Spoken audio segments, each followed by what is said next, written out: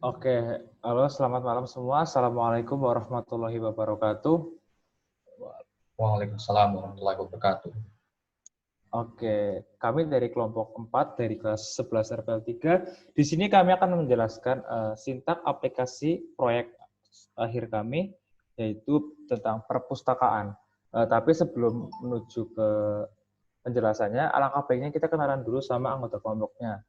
Yang pertama ada Laila Fikir Rahayu absen 18, ada Mewildan Muhammad Farel absen 21, Patria Nugrahadi absen 25, dan saya sendiri Rifki Ade absen 30. Nah, kemudian di sini saya dan Patria akan menjelaskan tentang latar belakang serta tujuan dari pembuatan aplikasi tersebut.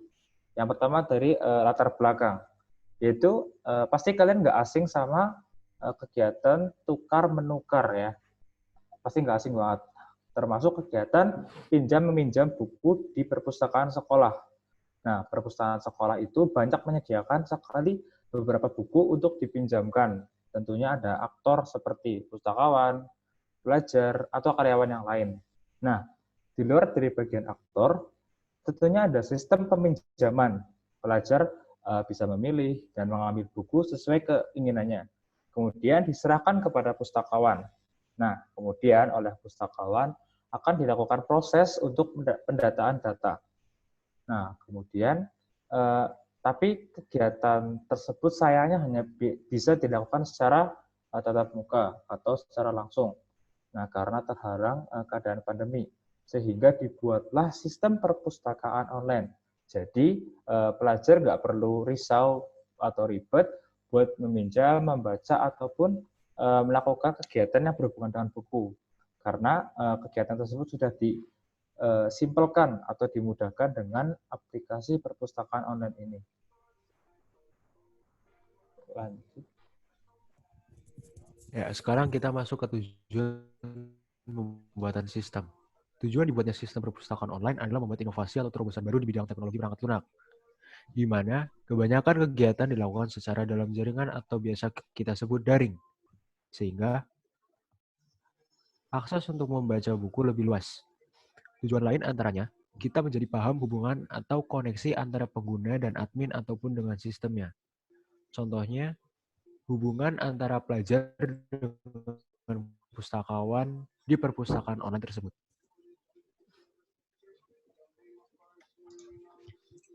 Oke, sudah ya kita masuk ke sintaksnya.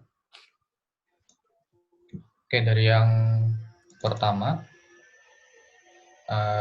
kita masuk ke database-nya atau data helper-nya. Dari pertama yaitu kita menggunakan kelas Java, public class, data helper, extends SQLite open helper.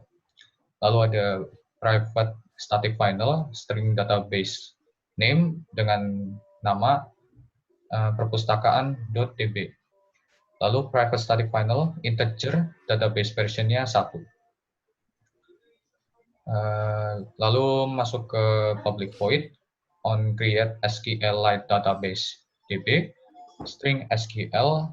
Di sini kita membuat membuat tabelnya dengan create table perpustakaan, lalu variabel atau nama yang ingin kita gunakan yaitu ada edit nama, teksnya dengan null, edit judul buku, nama pengarang, dan seterusnya. Dan ada juga public void on upgrade SQLite database ARG0, integer ARG1, dan integer ARG2. Lalu kita setelah ini masuk ke halaman splash screen. Ya, di bagian splash screen kita menggunakan class main activity app compact activity override on create save instance state bundle super on create save instance state set content view layout activity underscore main super action bar hide digunakan untuk menghilangkan tulisan yang ada di atas. Handler post delay untuk mendelay hilangnya tulisan. Di sini kami menggunakan file intent package kontennya yaitu this main activity, login ke menghubungkan ke login. Lalu di bawahnya ada delay meals 3000 millisecond. 3000 millisecond di situ adalah waktu hilangnya tulisan tersebut. Login. Ya, lalu di bagian login, class login app compact activity override fun on create save intent state super on create save intent state set content view layout activity login. File intent buttonnya menggunakan ID login. Lalu private fun view detail file intent package content untuk menghubungkan dari login menuju dashboard. Lalu di bagian dashboard hampir sama seperti login, namun bedanya kami menggunakan button dengan ID add, lalu di private fun view detailnya ada intent yang menghubungkan kepada awal.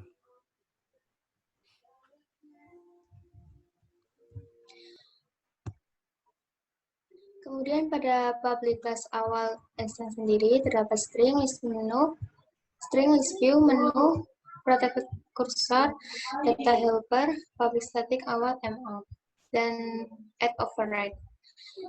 Di sini terdapat protected void on create, bundle set instance stage, super on create, dan ada juga di sini set content view layout yang menghubungkan ke awal.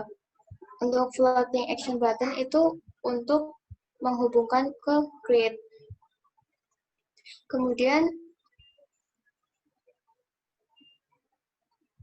pada public void refresh list itu ada SQLite database DB yaitu data helper. Kemudian ada cursor DB untuk pemanggilannya menggunakan select from perpustakaan, daftar new string. Kemudian untuk proses-prosesnya terdapat pada sintaks di sini. Kemudian ada list view set on item click listener, public void on item click, adapter arg0, view arg1, int atau integer arg2, dan long arg3. Final string selection ada daftar yaitu pengisiku arg2, final char sequence dialog item untuk seperti jika diklik akan muncul 3 pilihan yaitu jika di sini ada lihat buku, update buku, dan hapus buku. Untuk lihat buku sendiri prosesnya terdapat pada case 0, update buku terdapat pada case 1, hapus buku terdapat pada case 2.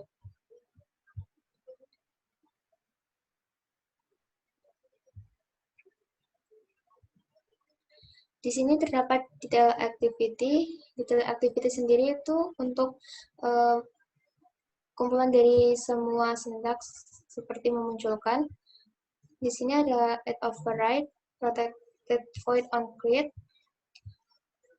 Terdapat edit nama, data helper yaitu database-nya, edit judul buku, nama pengarang, edit tahun, edit jenis buku, edit pinjam, dan button simpan. Untuk prosesnya terdapat pada di bawah ini yaitu SQLite database, DB yaitu data helper, dan pemanggilannya menggunakan select from perpustakaan where edit nama. Terdapat juga kursor move to first untuk prosesnya sendiri menggunakan kursor move to position 0, edit nama set text kursor get string 0, edit judul buku set text kursor get string 2, 1, kemudian 2, dan seterusnya.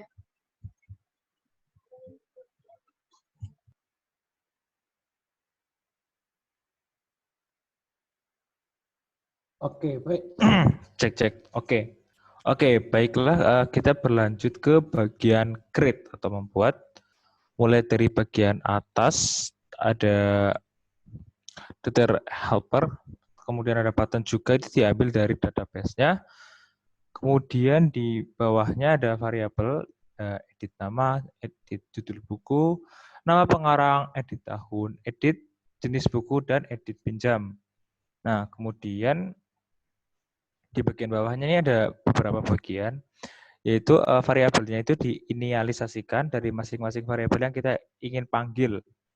Nah, contohnya dari menggunakan database data helper, kemudian di bawahnya ada edit nama. Nah, kemudian di sini kita panggil menggunakan variabel yang sudah ada di bagian edit text tadi di atas. Nah, di bawahnya juga ada edit judul buku, nama pengarang, edit tahun, edit jenis buku, dan lain-lain. Nah, kemudian di bawahnya ada btn simpan atau button simpan, guna memunculkan button berupa simpan data. Oke, kemudian di bagian bawahnya lagi, di situ ada sintak untuk proses memasukkan data. Nah, di sini datanya menggunakan dpx SQL.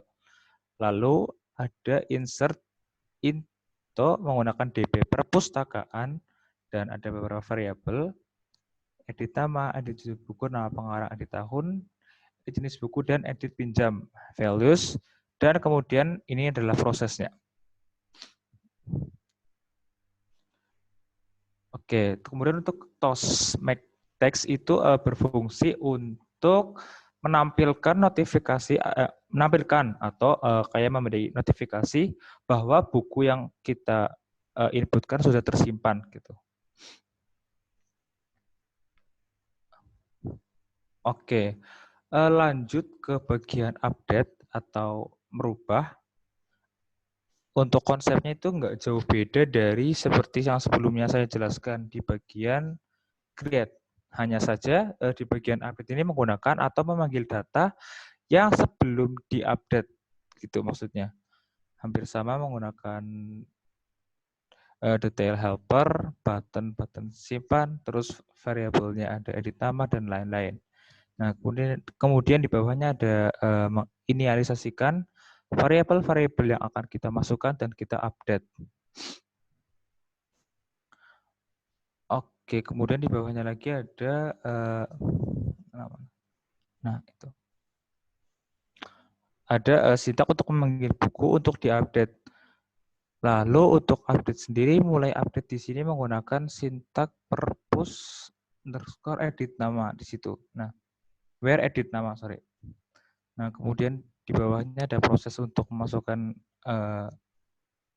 proses untuk diupdate-nya, edit nama, edit judul buku, nama pengarang, dan lain-lain.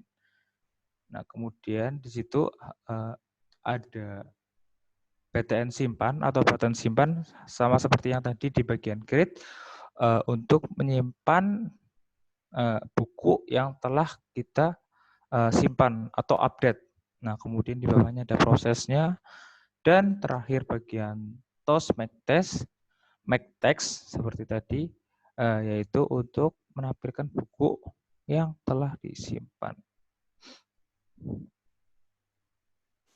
Dan Oke, itu sudah dari bagian fungsi-fungsinya. Lalu kita coba beralih ke bagian XML-nya atau bagian tampilannya. Mulai dari main activity-nya ya. Oke, main activity-nya ini berupa splash screen yang nanti akan menampilkan seperti ini. Lalu akan beralih ke login. Nah, lalu kita tadi di sini memasukkan email dan juga kata sandi kita. Lalu jika kita sudah mengisi lalu memencet tombol sign in, kita akan beralih ke dashboard. Dashboard-nya seperti ini. Lalu jika sudah, kita ingin menambahkan buku, lalu kita pencet add books, lalu akan masuk ke sini untuk menginputkan data-data buku. Lalu di activity detail ini hanya untuk menampilkan data yang sudah kita masukkan tadi, dan juga activity update juga nggak beda jauh dari create. Dan untuk awal XML tadi itu Untuk seperti view-nya. Untuk tampilan view-nya, ini ada item. Item kita menggunakan list view di sini. Lalu jika ingin menambahkan buku lagi, tinggal memencet tombol plus yang ada di bawah. Lalu ini berikut adalah contoh hasil run-nya. Contoh sekilas hasil run-nya, seperti ini. Ada dari splash screen, lalu kita memasukkan email dan kata sandi kita tadi.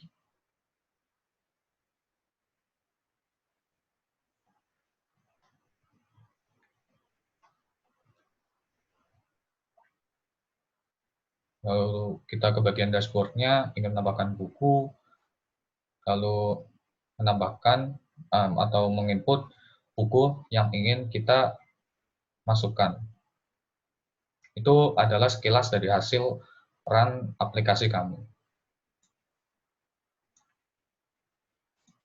Mungkin itu saja penjelasan singkat mengenai aplikasi tugas proyek akhir KK4B kelompok 4 tentang perpustakaan. Semoga apa yang kita sampaikan tadi bermanfaat. Terima kasih telah menyimak. Sekian dari kita. Assalamualaikum warahmatullahi wabarakatuh. Terima kasih semua. Waalaikumsalam warahmatullahi wabarakatuh.